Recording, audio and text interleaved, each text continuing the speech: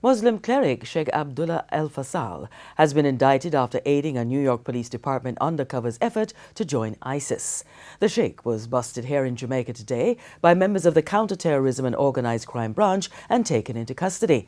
Authorities say the arrest came after an NYPD undercover cop established a relationship with the radical cleric via email, text and video chats. TVJ's Jeline Pearson reports. The radical Islamic preacher, who once spent 4 years in a United Kingdom jail for soliciting murder and hate speech, is wanted by the United States government on terrorism charges. He has been indicted by the U.S. Justice Department on 5 counts of terrorism-related charges.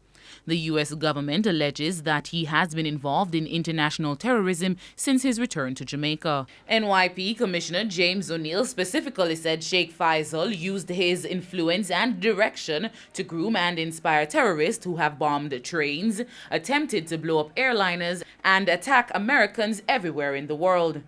American officials say Al-Faisal initially provided the undercover with ISIS propaganda before suggesting the cop travel to the Middle East to support the jihad.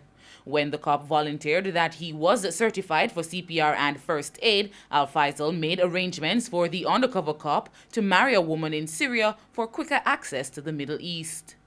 He was arrested in Kingston this morning and taken to his home in St. Catherine, where a search warrant was executed. A release from the Ministry of National Security says Sheikh Abdullah Al-Faisal will be taken to court for a hearing at a later date.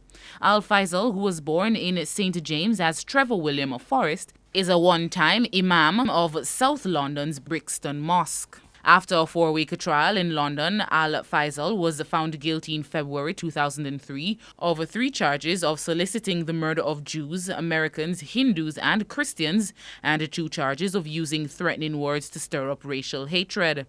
He was sentenced to 9 years in prison, but only served 4 before being deported to Jamaica in 2007.